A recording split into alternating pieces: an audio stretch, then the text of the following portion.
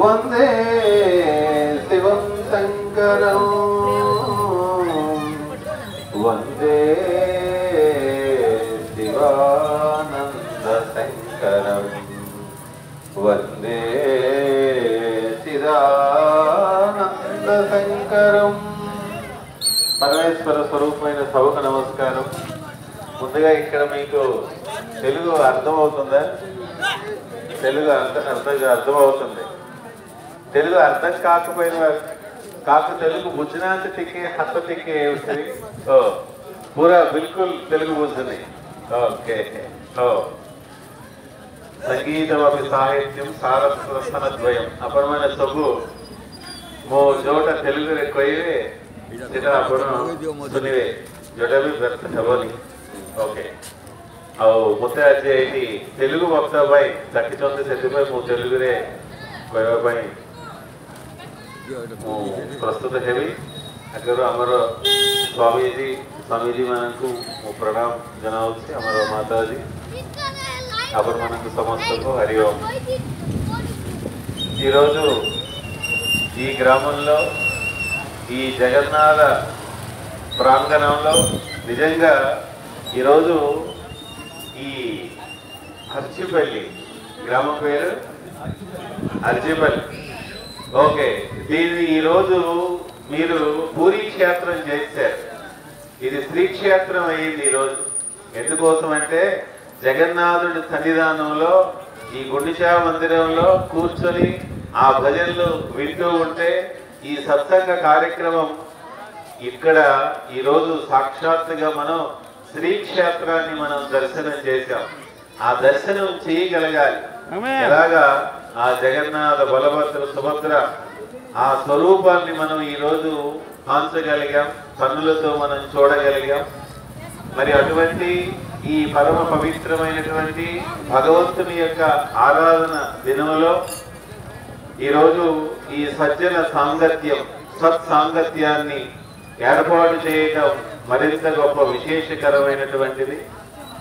అందులో ముందుగా సద్గురు చిదానంద సరస్వతుల యొక్క పరంపరతో ముందుకు వెళ్తూ ఈరోజు చూడండి, గురువు అయినటువంటి శివానంద సరస్వతి స్వామీజీ పక్కనే చిదానంద సరస్వతి స్వామీజీ ఉన్నారు.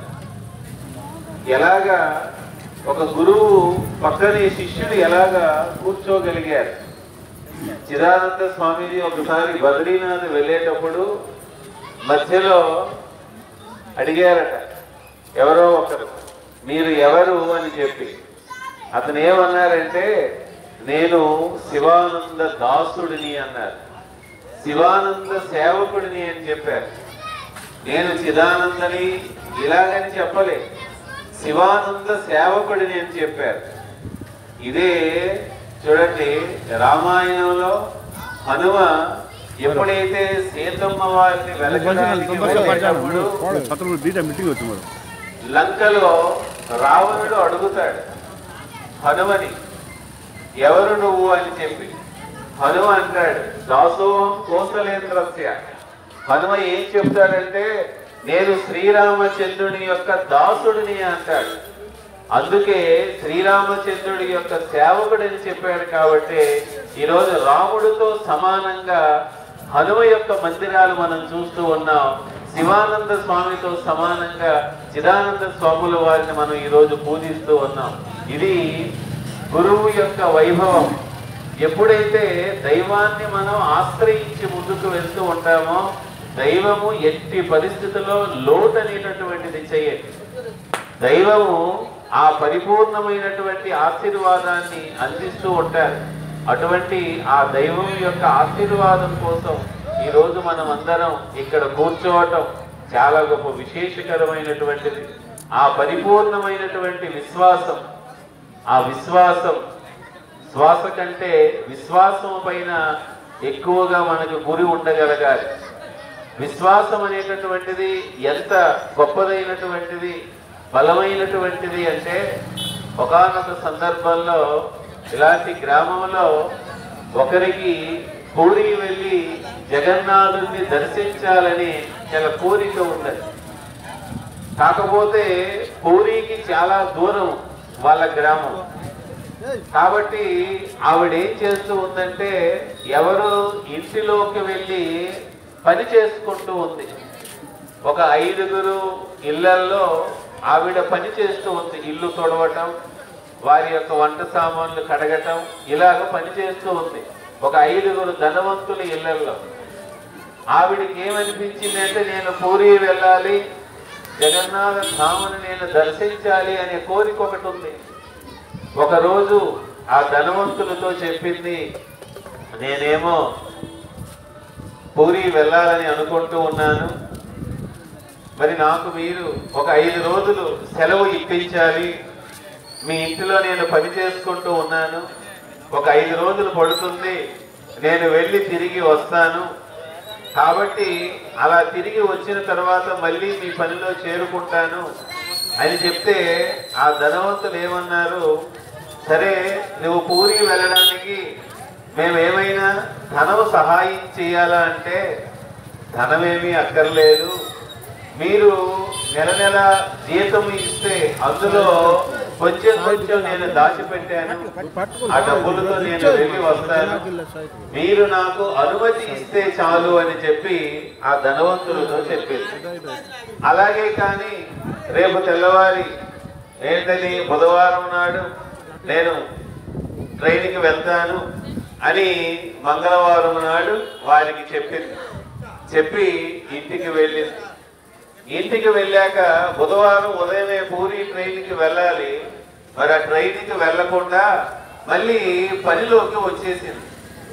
ఆ ధనవంతులు అడిగారు, ఏమి నువ్వు పూరి వెళ్తానన్నావు, ఎందుకు వెళ్ళలేదు అంటే ఆవిడ చెప్పింది, నేను ఈ డబ్బులన్నీ ఒక దగ్గర పెట్టుంటే రాత్రి ఎవరో ఒక దొంగడు వచ్చి నా డబ్బులన్నీ దొంగతనం చేసి తీసుకుపోయాడు, మాది చిన్న గడ్డి ఇల్లు కాబట్టి సరైన తలుపులు లేవు, మరి నా దగ్గర డబ్బులు ఉన్నాయని తెలిసి ఎవరో దొంగడు దొంగతనం చేసి తీసుకు వెళ్ళిపోయాడు అని చాలా బాధతో వచ్చింది.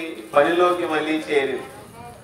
1 రోజు 2 రోజులు పనులు చేస్తూ ఉంది, కానీ ఆమె మనస్సులో నేను జగన్నాథుని దర్శించాలి అనేటటువంటి ఆ కోరిక చాలా తీవ్రముగా ఉంది.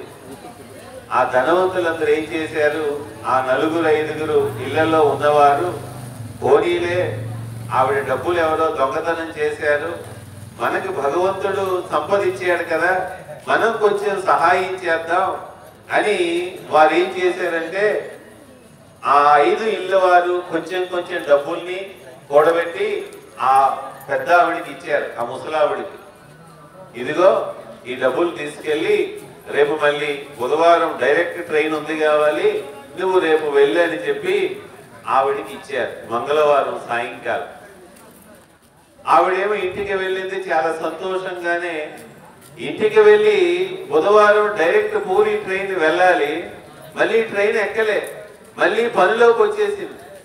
ధనవంతులందరూ అడిగారు, ఏమి నువ్వు పూరి వెళ్ళలేదు అంటే ఆవిడ చెప్పింది, నేను పూరి వెళ్ళాలని అనుకున్నాను తెల్లవారి, కానీ రాత్రి నాకు జగన్నాథ మహాప్రభు దర్శనాన్ని అందించాడు. కలలో నాకు వచ్చి జగన్నాథ ప్రభు అంటాడు, నా కోసం కష్టపడి నువ్వు ఇంత దూరం వస్తావా, ఇంతటి గొప్పదైనటువంటి ఆర్తితో నువ్వు ప్రార్థిస్తూ ఉంటే నిన్ను చూడడానికి నేనే వచ్చానని చెప్పి రాత్రి జగన్నాథుడు నాకు కలలో వచ్చి దర్శనాన్ని అందించాడని చెప్పి, అందుకే ఆవిడ ఏం చేసిందంటే ఆ డబ్బులు మళ్ళీ వారికి ఇచ్చేసింది ఆ ధనవంతులకి. విషయం ఏమిటంటే జగన్నాథుడు పరమ కరుణామయి, పిలిస్తే పలికినటువంటి స్వామి. ఒకసారి జగన్నాథ మందిరంలో ఒక భక్తుడు దర్శనానికి వెళ్ళాడు. వెళ్ళేటప్పుడు జగన్నాథుని యొక్క తలుపులు వేయబడి ఉన్నాయి. అతను జగన్నాథుడి యొక్క పరమ భక్తుడు. ఆ రోజుల్లో వాదోపవాదాలు జరుగుతూ ఉండే, ఇతను దేవుడు కాదు, అది దేవుడు, ఇది దేవుడు కాదు, అది దేవుడు అని చెప్పి. ఆ సమయంలో బౌద్ధ మతం వ్యాప్తిగా ఉన్నటువంటి మన దేశంలో ఈ జగన్నాథుడు కొట్టి చెక్కదిది, కర్రతో తయారు చేసింది, ఇది అసలు దేవుడు కాదు అని చెప్పి వాళ్ళందరూ విమర్శిస్తే ఆ భక్తుడు ఏం చేశాడంటే ఇతను స్వయంగా జగన్నాథుడే అని చెప్పి వారిని వాదోపవాదంలో ఓడించి ఇతను సాక్షాత్తు పరబ్రహ్మ స్వరూపమే అని చెప్పి వారు ఆ పండితులందరినీ ఓడించాడు ఆ భక్తుడు. అటువంటి భక్తుడు ఈ రోజు జగన్నాథ మందిరం దగ్గరికి వెళ్ళేటప్పటికి అక్కడ పురోహితులు సమయం అయిపోయిందని చెప్పి తలుపులు వేసేసి ఉన్నారు.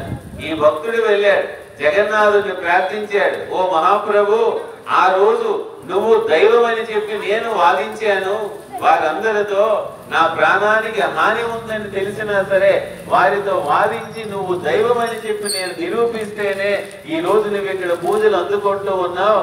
అటువంటిది నేను వస్తే నాకు మీ దర్శన భాగ్యం కలగదా అని చెప్పి భగవంతుడికి ప్రార్థిస్తే పూరి మందిరములో ఉన్నటువంటి ఆ గర్భగుడిలో చెక్క తలుపులు ఒక్కసారి రెండు ముక్కలయ్యాయట. రెండు ముక్కలై జగన్నాథుడి దర్శనాన్ని అందించాడు. విషయం ఏమిటంటే జగన్నాథ దేవుడి యొక్క ప్రత్యక్షం ఇలాంటి లీలలు మనం అనేకంగా మనం చెప్పవచ్చు. పిలిస్తే పలికేటటువంటి ఆ స్వామిని మనస్ఫూర్తిగా మనం, అందుకే ఈనాటికి కూడా చూడండి బలభద్రుడి యొక్క రథాన్ని గబగబా చేరుకుంటూ ఉంటుంది గుండిచా మందిరం దగ్గర. సుభద్రాదేవి యొక్క రథం గబగబా చేరుతూ ఉంటుంది. జగన్నాథుడి రథం అంత వేగం రాదు. జగన్నాథుడు చూస్తూ ఉంటాడు, నా భక్తులు నా కోసం ఎంతగా ఎదురు చూస్తూ ఉన్నారని చెప్పి ఆ భక్తుల్ని అటు ఇటు అన్ని వైపులా పరిశీలన చేస్తూ ఉంటాడు. అందుకే జగన్నాథుడి రథం వేగంగా చేరుకోదు గుండిచా మందిరం దగ్గరికి. ఎందుకంటే భక్తులంటే భగవంతుడికి అంతటి ప్రీతికరమైనటువంటిది. మరి అంతటి ప్రీతికరమైనటువంటి సన్నివేశంతో ఈ రోజు ఈ జగన్నాథుడిని ఇక్కడ మీరు స్థాపింపజేసుకొని ఈ గుండిచా మందిరానికి ఇక్కడ తీసుకొచ్చి ఇంతమందిని ఇక్కడ మీరు చేర్చి చక్కనైనటువంటి భజనలతో భక్తి భావనతో అనంతరం ప్రసాద సేవను కూడా చేయించడానికి ఏర్పాటు చేసి ఉన్నారు. ఖచ్చితంగా అంతమందికి భగవంతుడి యొక్క ఆశీస్సులు పుష్కలంగా లభిస్తూ ఉంటాయి. మనకి చెప్తూ ఉంటారు, అన్నదానం భగవంతుడి యొక్క భక్తులకి అందిస్తే ఎంత గొప్ప విశేషమైనటువంటి ఫలితమో. భగవంతుడు అంటూ ఉన్నాడు, రే నేను ఇక్కడే ఉన్నాను, నువ్వు చూస్తూ ఉన్నా ప్రసాదం అక్కడ అవుతూ ఉంది, చెప్పు భక్తుల కోసం తయారు చేసే ప్రసాదానికి ఉన్న శక్తి ఏమిటో చెప్పు అంటూ ఉన్నాడు. అందుకోసం చెప్తూ ఉన్నాను.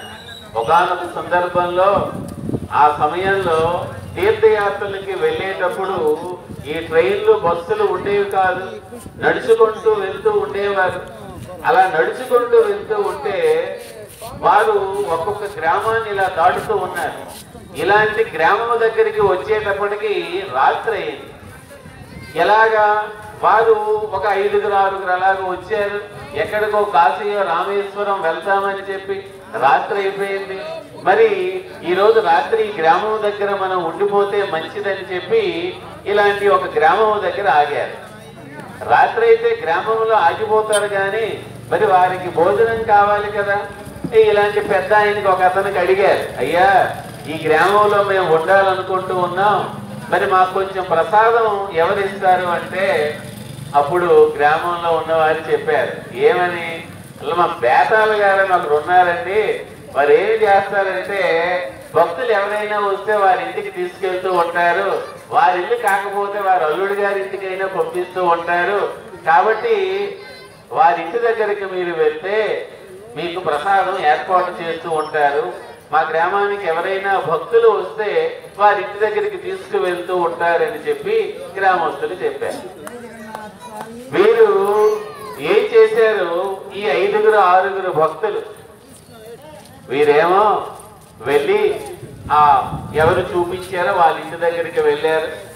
ఏమయ్యా మేము ఈరోజు రాత్రి మీ ఇంటి దగ్గర ఉండాలనుకుంటూ ఉన్నాం అంటే, అయ్యో మహద్భాగ్యం, అతిథి స్వయం విష్ణువుతో సమానం, మీరు వచ్చారు రండి అని చెప్పి గుమ్మము ఇంటిలో కూర్చోబెట్టి భార్యకి చెప్పారు, ఏమో ఈరోజు భక్తులు వచ్చారు, కొంచెం భోజనాలు ఏర్పాటు చేయండి. భార్య ఏమో గబగబా వంటలు చేసింది.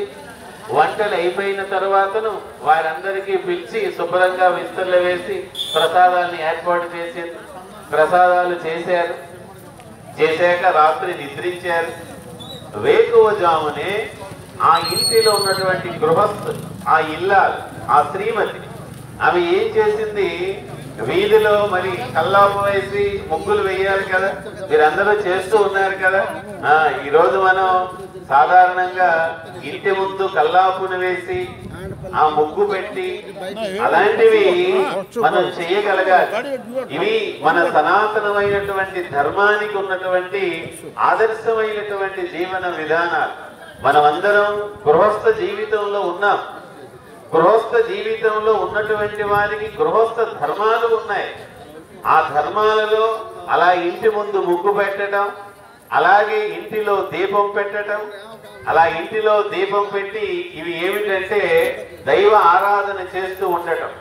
ఇది ఒక రకంగా మనం చెప్పుకోవాలి అంటే దైవ రుణాన్ని, దేవ రుణాన్ని మనం తీర్చినట్టు. ప్రతి ఇంటిలో దీపాన్ని వెలిగిస్తూ ఉండగలగాలి. అలాగే ఆ ఇంటిలో ఉన్నటువంటి వారు చూడండి, అతిథిని అభ్యాగతుల్ని ఆదరిస్తూ ఉండగలగాలి. ఇదో రకమైనటువంటి యజ్ఞం. అలాగే ప్రతి ఇంటిలో సద్గ్రంథ పఠనము జరుగుతూ ఉండగలగాలి. వ్యక్తిగత సాధన ఉండగలగాలి. ప్రతి ఇంటిలో ఓ రామాయణం లాంటి పుస్తకాన్నో ఓ భాగవతం లాంటిదో ఉంచి ఒక్క పేజీ అయినా చదవాలి. ఓ భగవద్గీతలో 1-2 శ్లోకాలైనా చదవాలి. ప్రతి ఇంటిలో చదువు తెలిసినటువంటి వారి ద్వారా ఒక్క పారాగ్రాఫ్ అయినా ఒక్క పేజీ అయినా చదివించి ఆ రోజు పడుకున్నట్టు ఉండగలగాలి. ఇది ఋషి రుణాన్ని మనం తీర్చినట్టు. ఎందుకోసం అంటే ఋషులు మనకు అందించారు, ఆ పురాణాలని శాస్త్రాలని మనకు అందించారు. అవి చదివితే వారి యొక్క రుణాన్ని మనం తీర్చినట్టు. చూడండి, గృహస్థులకి మనం కొన్ని తీర్చవలసినటువంటి రుణాలు ఉన్నాయి. దేవ రుణం మనం తీర్చాలి. ఇంటిలో దీపం పెట్టాలి, ఇంటి ముందు ముగ్గు వేయాలి. ఇవి దేవతల యొక్క రుణాన్ని తీర్చినట్టు. 2, ఇంటిలో సద్గ్రంథ పఠనం, ఇది ఋషి యొక్క రుణాన్ని మనం తీర్చినట్టు. 3, అతిథి అభ్యాగతుల్ని ఆదరించటం. 4, పితృదేవతల్ని మనం ఆరాధించటం. 5, మన గృహాన్ని అనుసరించి ఒక గోవు అవ్వచ్చు, ఒక పక్షి లేదా ఒక వృక్షం, వీటిని మనం పెంచటం. ఇది పంచభూతాత్మకమైనటువంటి రుణాన్ని మనం తీర్చినట్టు. ఇలాగా ప్రతి గృహస్థుడికి ఈ 5 రకాలైనటువంటి రుణాలు ఉంటాయి. వాటిని మనం తీర్చడానికి ప్రయత్నం చేయాలి. సరే, ఇక్కడ ఈ ఇల్లాలు ఏం చేసింది? వేకువజామునే లేచి ఇంటి ముందు కల్లాపును వేసి ముగ్గు పెట్టి వీళ్ళేం చేశారు? తీర్థయాత్రలకు వచ్చి రాత్రి భోజనం చేశారు. కొత్త ప్రదేశం. రాత్రి ఈ యజమానితో మాట్లాడారు భోజనాలు అనంతరం.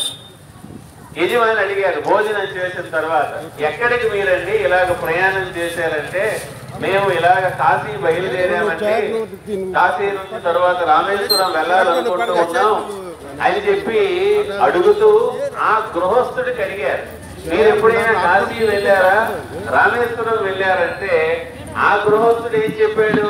నేను ఎక్కడికి వెళ్ళలేదండి అని చెప్పాడు. ఈ తీర్థయాత్రలు చేసేటటువంటి వారు ఏమనుకున్నారంటే, ఇలాంటి ఇంట్లోకి మనమేంటి వచ్చాం, మనం ఇన్ని క్షేత్రాలన్నీ తిరుగుతూ ఉన్నాం, వీడు ఏ క్షేత్రము తిరగలేదన్నాడు, వీడు వచ్చి పాపాత్ముడిలాగా ఉన్నాడు అని ఈ యాత్రకి వచ్చినటువంటి వాళ్ళంతమంది అనుకున్నారు. అనుకొని ఏం చేశారంటే, ఇంట్లో ఉండకూడదు, ఇంట్లో నుంచి మనం వెళ్ళిపోవాలి అని రాత్రి అనుకున్నారు. కానీ చూస్తే రాత్రి చీకటై ఉంది. ఎలాగ వెళ్తారు వారు? కానీ వారు రాత్రి అంతా పడుకోలే. ఆ పక్క గదిలోకి వెళ్ళి వారి బ్యాగులన్నీ పట్టుకొని సిద్ధంగా ఉన్నారు. ఎప్పుడు తెల్లవారితే వేగంగా ఇంటి నుంచి మనం వెళ్ళిపోతాం, ఎందుకంటే వీడు ఏ తీర్థయాత్రలకు వెళ్ళలేదని చెప్పి. ఈ వేకోజామున వాళ్ళ ఆవిడ ఎప్పుడైతే తలుపు తీసి గుమ్మానికి వెళ్ళిందో, వీళ్ళు ఏం చేశారంటే గబగబా వెళ్ళారు. గబగబా వెళ్ళి అరుగు మీద కూర్చున్నారు. అంత చీకట్లో కొత్త ఊరు తెలియదు వారికి దారి. మాకెలాగ ఇప్పుడు వదిలేస్తే ఈ ఊరు నుంచి బయట ఎలా పడాలో మాకు తెలియదు. ఎందుకోసమంటే ఇప్పుడే మా వేదాల గారు చెప్పాలి, హైవేకి మేము అందుకోవాలంటే ఏ రోడ్లో వెళ్ళాలి అని చెప్పి. అలాగా వాళ్ళు ఏం చేశారు, వేకువజామున చీకటిగా ఉంది, బయటకు వచ్చారు. మరి బ్యాగులన్నీ పట్టుకొని వెళ్తామంటే చీకటి. ఇల్లు చూసింది, ఏమిటి వీళ్ళందరూ బ్యాగులు పట్టుకొని వచ్చేసారు. సరే నాకు ఎందుకు అని చెప్పి ఆవిడ మా ఆయన చూసుకుంటాడని చెప్పి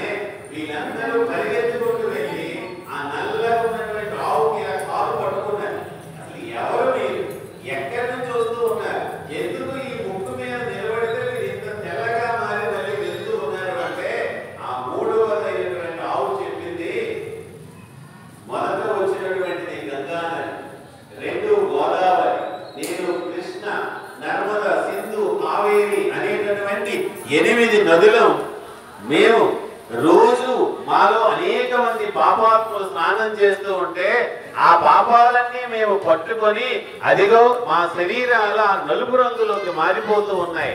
ఆ పాపాలన్నీ తొలగించడం కోసం ఈ పుణ్యాత్ముడి ఇంటి ముందుకొచ్చి నిలబెడితే చాలు మా పాపాలన్నీ తొలగిపోతూ ఉన్నాయి.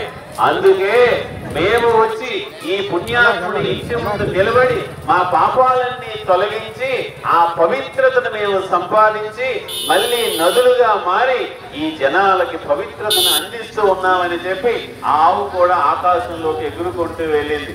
అప్పుడు ఈ తీర్థయాత్రలు చేసుకున్న వారు అనుకున్నారు, అమ్మ నాయన వీడు చాలా పాపాత్ముడు అనుకున్నారా, వీడు ఎంత పుణ్యాత్ముడు అని చెప్పి ఆ ఇద్దరు దంపతుల్ని పార్వతీ పరమేశ్వరులుగా భావించి నమస్కరించుకుంటూ వెళ్ళారట. ఎక్కడ నుంచి వచ్చింది ఆ గృహస్థుడికి అంత గొప్పదైనటువంటి విశేషమైనటువంటి భగవంతుని అనుగ్రహం అంటే ఇదిగో అన్నప్రసాదాన్ని భక్తులకి అందించటం వలన. అందుకే దైవ కార్యక్రమాలు చేసేటప్పుడు ఎందుకు మనకు అన్నప్రసాద సేవనాన్ని ఏర్పాటు చేయటం నిర్వహిస్తూ ఉంటారు అంటే అలా చేసేటటువంటి వారిలో ఏ ఒక్కరూ భగవంతుణ్ణి పరిపూర్ణంగా నమ్మినటువంటి వారు ఉంటారు. ఆ నమ్మి స్వయంగా భగవంతుని నమ్మటం కాదు, అలా భగవంతుడి ఆ రూపంలోకి వస్తూ ఉంటాడు. మనం భగవత్ స్వరూపంగా మనం పెట్టేటటువంటి ఆ సందర్భంలో మనకి వివాహం అయ్యేటప్పుడు చూడండి, మరికొద్ది క్షణాలకి తాలిబొట్టు కట్టుకోబోతున్నటువంటి పెళ్లి కుమార్తె యొక్క తాలిబొట్టుని పెళ్లి మండపంలో ఆ గౌరీ పూజని చేయిస్తారు. ఆ పసుపు కుంకుమల్ని పెట్టి పార్వతీ అమ్మవారి దగ్గర పెట్టేటటువంటి విధంగా ఆరాధించి ఆ పసుపు కొమ్మల్ని ఆ మాంగళ్య సూత్రాన్ని పెళ్లి మండపంలో ఉన్నటువంటి ముత్తైదువుల యొక్క ఆ మాంగళ్య సూత్రానికి తాకిస్తారు. ఎందుకు అలాగే చేస్తారు అంటే ఈ పెళ్లి మండపంలో ఎవరైనా ఒక లలితా సహస్రనామాన్ని చదువుతూ ఉంటారో, ఒక అమ్మవారిని నిష్ఠతో ఆరాధిస్తూ ఉంటారో అటువంటి మాంగళ్య సూత్రం ఉన్నటువంటి ఆ శక్తి ఈ తాలిబొట్టులో కూడా ప్రవేశింపజేయాలి అని చెప్పి పెళ్లి మండపంలో ఉన్నటువంటి ఆ ముత్తైదువుల యొక్క మాంగళ్య సూత్రానికి తాకిస్తారు. అలాగే అన్నదానం లాంటి కార్యక్రమాలు ఎందుకు మనం చేయటం అంటే ఇంతమంది చేసేటటువంటి ఈ ప్రసాదంలో స్వయంగా జగన్నాథుడే ఒక మానవ రూపంగా వచ్చి అక్కడ ఆ ప్రసాదాన్ని స్వీకరిస్తూ ఉంటాడు. మరి అంతటి గొప్పదైనటువంటి కార్యక్రమం ఈ రోజు ఇక్కడ జరిపించడం చాలా సంతోషదాయకమైనటువంటిది. చాలా చిన్నదైనటువంటి ఆ పల్లెటూరు గ్రామంలో ఉన్న చాలా పెద్దదైనటువంటి భక్తి భావనతో ఇక్కడ జరుపుతున్నటువంటి కార్యక్రమం చాలా సంతోషదాయకమైనటువంటిది. ఇంతటి పవిత్రమైనటువంటి హృదయంతో మీరు జరిపేటటువంటి ఈ కార్యక్రమంలో పాల్గొనడం ఈ రోజు మేము త్రివేణి సంగమంలో స్నానం చేస్తే ఎంత పవిత్రమో అంతటి పవిత్రాన్ని పొందామని చెప్పి అనుకుంటూ ఉన్నాం. అలాగే మహాత్ముల యొక్క దర్శన భాగ్యం మాకు లభించింది. ఒకవైపు ఇతను వశిష్ఠ మహర్షిలా కనిపిస్తూ ఉంటే ఇంకొక వైపు సుఖ మహర్షిలా కనిపిస్తూ ఉన్నారు. స్వామీజీలు ఇద్దరు పక్కనే మాతాజీ అమ్మవారు మనకి ఉన్నారు. సుదూర ప్రాంతం గోదావరి పక్కన ఉన్నటువంటి కాకినాడ గోదావరి నీళ్ళను మీకు తాగించడానికి అంటే గోదావరి నీరు అంటే ఆ పవిత్రమైనటువంటి గౌతమి నది తమ యొక్క ప్రసంగం ద్వారా అందించడానికి మీకు ఇక్కడికి వచ్చి ఉన్నారు. మరి మాకు కూడా ఈ కార్యక్రమంలో ఈ భాగస్వామ్యం కల్పించడం చాలా సంతోషదాయకమైనటువంటిది. మరి మేము ఎప్పుడూ ఉపన్యాసాలు ఇస్తూ ఉంటాం. మరి ఈ రోజు శివరాత్రి అయితే తెల్లవారి వరకైనా మనం ఉపన్యాసాన్ని చెప్పి ఉందమేమో, కానీ మరి మేము మళ్ళీ పర్లాకివిడి వరకు వెళ్ళాలి. మా స్నేహితులు భక్తులు వచ్చి ఉన్నారు. ఆ పర్లాకిలి చుట్టుప్రక్కల ఆ ప్రాంతం నుంచి మేమంత దూరం నుంచి ఇక్కడికి రావటం నిజంగా ఇది దూరం అని ఏమి అనిపించడం లేదు. భూలోకం నుంచి స్వర్గలోకం వెళ్ళి మళ్ళీ భూలోకానికి తిరిగి వచ్చినట్టు మేము కూడా స్వర్గం లాంటి ఈ గ్రామానికి వచ్చాం. ఇక్కడ వైకుంఠంలో ఉన్నటువంటి జగన్నాథుని మనం దర్శనం చేసుకున్నాం. చాలా సంతోషదాయకమైనటువంటి విషయం. ఎంతటి గొప్పదైనటువంటి అవకాశం ఇచ్చినటువంటి మీ అందరికీ శిరస్సు వంచి నమస్కరించుకుంటూ నా ప్రసంగాన్ని విరమిస్తూ ఉన్న సర్వం శ్రీ ఉమామహేశ్వర పరబ్రహ్మార్పణమస్తు. హరి ఓం.